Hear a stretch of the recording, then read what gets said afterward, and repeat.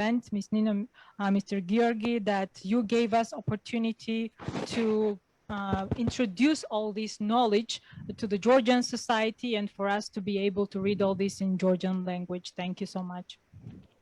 მადლობა გიორგის ასეთი კაი სიტყვებისთვის. სასკია საუბრობდა თავის საუბარში ახსენა ესეთი რამ ადრეც უთქვამს მას ეს რომ არსებობს ცოდნის სვეტები და ამ ცოდნის სვეტებში უფრო ადვილია თითქოს გაერკვე, მაგრამ რა ხდება მათ შორის ეს გაცილებით ძნელია და ხშირად აი ამ სვეტებში ჩაკეტვა ბევრ რამეს აფუჭებს თუ არ დაინახე მათ შორის თუ არ ახსენი ის რაც მათ შორის ხდება. აი ესეთ ჩემი აზრით ერთ-ერთი ვთქვათ ვინც ხედავს აი ამ სვეტებს შორის არსებულ მდგომარეობას ჩვენთან საქართველოში მიუხედავად მისი ახალგაზრდა ასაკისა გონია არის ლევანი ლორtkiphanidze და აი მიუხედავად იმისა რომ ვთქვათ ის პროფესიით არის პოლიტოლოგი მხოლოდ ძალიან ხშირად ვთქვათ აი ამ სვეტებს შორის არსებულ მდგომარეობას ძალიან კარგად ხსნის და ეხლა ლევანის ვთხოვოთ, მოდით ორივე სიტყვა რო გითხარს. So I would like to say also thank you so much to Mr. Georgi, and what we talked about, these knowledge stylettes and the space between them is really important to understand, of course, not only to see on the surface, but also the space between, as Ms. Saskia Sassen mentioned. So this space between, I believe, is understood very well by Mr. Levan Lortkiphanidze, and now we give the floor to him right now. Despite his young age, he understands this. მოგესალმებით მეგობრებო, მივესალმები ამ უნივერსიტეტს ჭრიჭინებს, რომლებიც აქ იყვნენ და ჯერ კიდევ შემორჩნენ და გვისმენენ ჩვენ. Greetings everyone. I would like to greet everyone, our audience, crickets that stayed with us despite everything, and they are also listening to us. So thank you to audience and everyone. მე ბევრი რამის თქმა რაც მინდოდა გიორგიმ უკვე თქვა და გააშღერა, მაგრამ შევეცდები რომ ერთი მაგალითის საფუძველზე ავხსნა საქართველოს შექმნილი ვითარება და ეს დაუკავშირო პროფესორ სასენის წიგნს. So Mr. Georgi already mentioned many things that I wanted to mention.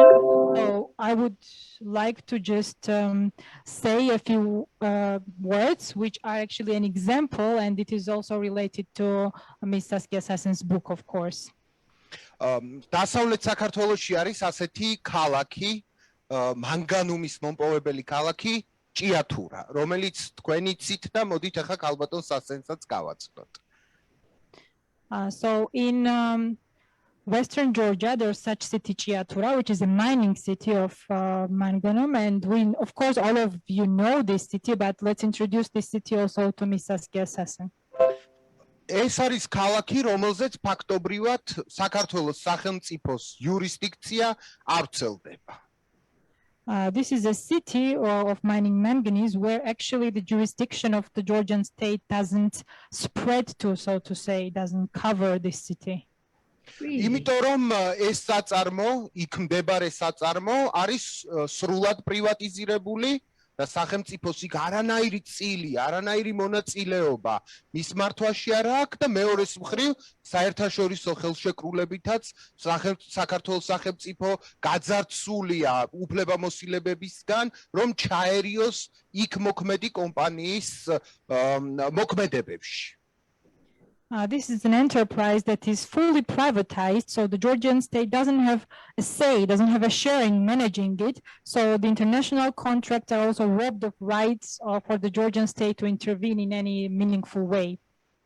ჩვენ არ ვიცით, აი გიორგიმ ძალიან კარგად აღნიშნა, ჩვენ არ ვიცით ვინ არის ამ საწარმოს ფლობელი, იმიტომ რომ იგი ტრანსნაციონალური კორპორაცია, ოფშორულ ზონაში და საგადასახადო სამოთხეში დარეგისტრირებული რომელიღაცა კომპანიის შვილობილი, ასე რომ იქ ყველაფერს წვეთს ეს ანონიმური ძალაუფლება, ანონიმური წყარო მართვისა. So we don't know who actually owns this enterprise because it is offshore. It's a so-called tax haven. It is a daughter of some company, transnational. So this power is quite anonymous, and we don't know who really owns it. ეხლა ვთქვათ თვითონ ქალაქში რა ხდება. ქალაქში ჩვენ საქმე გვაქვს ისეთ სოციალურ და ეკოლოგიურ კატასტროფასთან, რომელსაც ქალბატონი სასკია სასენი თავის წიგნში მრავლად აღწერს, თქვათ ნესტლეს ან კოკა-კოლას მაგალითზე. And what actually happens in the city is the social and ecological, like catastrophic social and ecological conditions that Ms. Saskia Sassen, for example, explains on the example of Nestle and Coca-Cola in her book. თქვათ იქ ადამიანები მუშაობენ 8 საათზე გაცილებით უფრო დიდ ხანს და იღებენ თქვათ თვეში ანაზღაურებას, რომელიც არის 120 ევროს ტოლფასი. They often work much more than 8 hours a day and they receive monthly salary which is worth 120 euros a month. ყოველთვიურად საქართველოში ისმის ხოლმე განგაშის ზარები იმის შესახებ, რომ ვიღაცა ჩავარდა მაღაროში, ვიღაცა დაშავდა, ვიღაცა გარდაიცვალა. ეს ფაქტობრივად ჩვენს ყოველდღიურობად იქცა. And every month we hear these alarms that somebody died in these mines or they had injuries. So this became one of everyday routine news, unfortunately for us. ქალაქში ჩამომდინარე მდინარე, რომელიც ერთ დროს იყო ერთ-ერთი ყველაზე სუფთა მდინარე საქართველოში მეთევზეობისთვის, უნიკალური ეკოსისტემებისთვის, ასე ვთქვათ, ძალიან ხელსაყრელი გარემო იყო შექმნილი. მდინარე ყვირილაზე მაქვს ლაპარაკი, დღეს მოდის შავი, იმიტომ რომ ეს საწარმო ყველა ნორმის დარღვევით იქ რეცხავს ხოლმე მოპოვებულ მადანს და ქალაქის წყალს იყენებს იმისთვის, რომ თქვა თავისი საწარმო კომპლექსი და საწარმო ციკლი ბოლომდე მიიყვანოს. So the city river that was before one of the cleanest rivers, and it was a unique ecosystem and fishing was great there. I mean river Ririla, and it is now black, completely black, because they are violating all the norms, all the standards, and they are using city's water for their enterprise, for their activities. აქვე ძალიან საინტერესო მოვლენა ხდება ქალაქის ირგვლივაც, მეგობრებო, მადანს მოიპოვებენ აფეთქებების გზით. ეს ნიშნავს რას? რომ ადამიანებს თავიანთ სასოფლო-სამეურნეო მიწას უფეთქებენ ხოლმე და იქ სადაც ყანა უნდა იყოს, დღეს არის ღრმულები, სავსე ბინძური წყლით. და აი სწორედ აი ამ მკვდარ მიწაზე და მკვდარ წყალზე საუბრობს ქალბატონი სასენი თავისი წიგნის უკანასკნელ თავში, რომელმაც განსაკუთრებული შთაბეჭდილება მოახდინა ჩემზე. და აი ესეთი მკვდარი წყალი და მკვდარი მიწა საქართველოსთვის და საქართველოს რეგიონებისთვის ფაქტობრივად ძალიან ჩვეულ და ჩვეულებრივ მოვლენად არის ქცეული. And also one interesting event is that there are explosions. So they use explosions for mining. So this means that they use the lands and water that people use for agricultural means. So the land that was supposed to be used for agricultural means have turned now into holes full of dirty water. So these dead waters and land are really horrible, of course. And this is what Ms. Saskia Sassen also talks in her book in the last chapter that impressed me especially in her book. ასევე მინდა გავამახვილო ერთ გარემოებაზე, კიდევ ყურადღება და დიდხანს არ შეგაწყენთ თავს. და როგორი არის აი ამ ხელა კატასტროფაზე ქვეყნის პოლიტიკური კლასის პასუხი? პოლიტიკური კლასი, პოლიტიკური პარტიები გვეუბნებიან, რომ მემარცხენეობასა და მემარჯვენეობას შორის განსხვავება აღარ არსებობს. ჩვენ ყველანი ერთნაირები ვართ, ჩვენ ვცდილობთ ხმების მაქსიმალიზაციას და ყოველდღიურად ჩვენ ტელევიზიით უყურებთ აბსურდულ საკითხებს, აბსურდულ თემებს. სრულიად ჩვენ სოციალურ და ეკოლოგიურ ყოფისგან მოშორები, დაშორებულ საკითხებს. ჩვენი გასაჭირისგან თან რო საერთო არაფერი არ აქვს ისეთ თემებს. იმიტომ რომ პოლიტიკოსები გვეუბნებიან, რომ ის რაც ხდება მკვდარ წყალთან და მკვდარ მიწასთან დაკავშირებით, ეს არ არის მნიშვნელოვანი, მაგრამ მნიშვნელოვანია თქვათ, ვინ იქნება ჯანდაცვის მინისტრის მესამე მოადგილე. So what is the response of the political class to all of this? They tell us that there's no real difference between right wing and left wing anymore, that there's no difference at all. Everyone just wants to maximize their votes. And what we see on TV are absurd subjects that are completely isolated and separated from the real social economical struggles that our society has.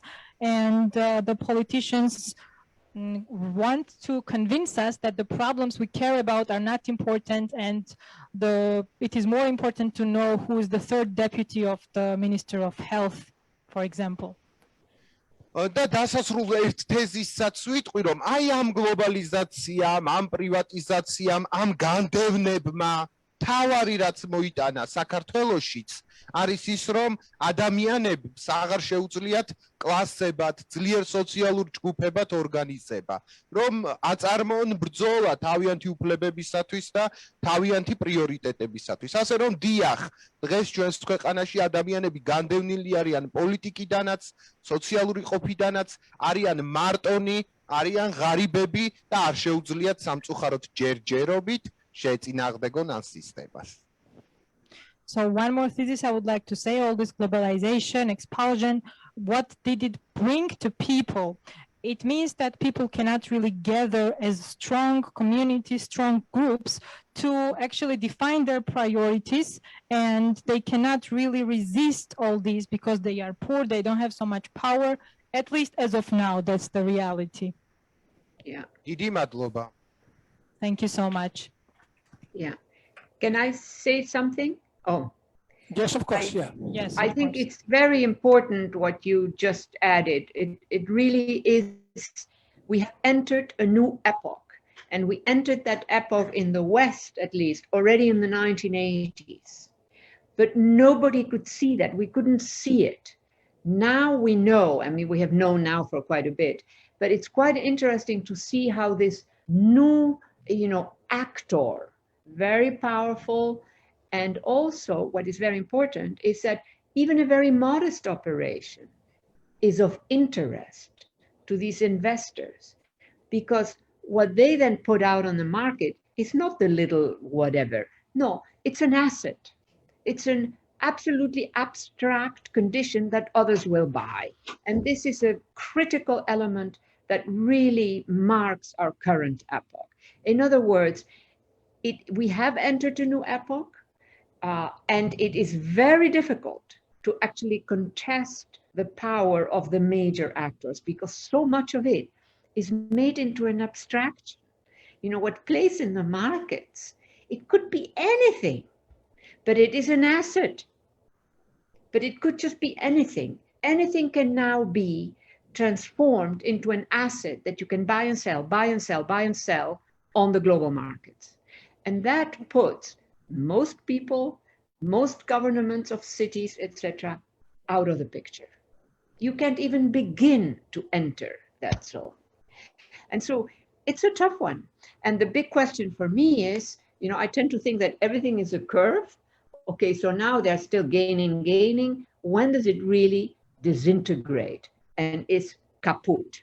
I mean, the little houses might still be there, but their value will have been transformed into real value. In other words, something that is not of interest.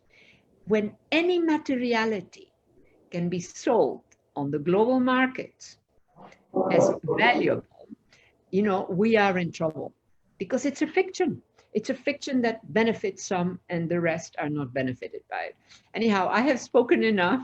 It's been wonderful to hear the final discussions that were presented here by you.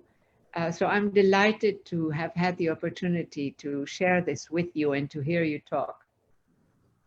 და რა თქმა უნდა ძალიან მნიშვნელოვანია ის რაც თქვით, რადგან ჩვენ 1980-იანი წლების შემდგომ სწრაფად გადავთარგმნი ხო 1980-იანი წლების შემდგომ ხედავთ ძალიან მრავალ ცვლილებას და ვიცით რომ ბევრი ახალი აქტორი შემოდის და მცირე ოპერაციებიც კი შეიძლება მიმზიდველი და საინტერესო იყოს ინვესტორებისთვის და ნებისმიერი აქტივი, რაც არ უნდა აბსტრაქტული იყოს, ეს აქტივი და ეს კაპიტალი ინვესტორებისთვის არის ძალიან საინტერესო და მიმზიდველი და შეიძლება აღმოჩნდეს კრიტიკული ელემენტი. ანუ ეს ახალი ეპოქა ნიშნავს რომ შეიძლება ყველაფერი გადაიქცეს აქტივად და მიმზიდველი ნამდვილად ყველაფრის ყიდვა და გაყიდვა შეიძლება, რაც ამ ყველაფრის მიღმართ-შებიან მთავრობები, ქალაქები და ადამიანები. იმაშინე რომ ეს ყველაფერი არის მრუდი, ანუ შეიძლება ახლა ზენიტში ვართ და შემდგომ დაიწყოს ამ პროცესების უფრო შემცირება და რაც მატერიალურია, ამ ეტაპზე ყველაფერი იყიდება და ეს რა თქმა უნდა არის პრობლემა, მაგრამ მე მიმაჩნია რომ შეიძლება ახლა ზენიტში ვიყოთ და ნელ-ნელა გაუმჯობესდეს სიტუაცია. დიდი მადლობა, ძალიან საინტერესო იყო ჩემთვის თქვენი სიტყვების მოსმენა და ამ დისკუსიაში ჩართვა. Saskiaსაც Saskia ერთ-ერთი თემა, რომელსაც ძალიან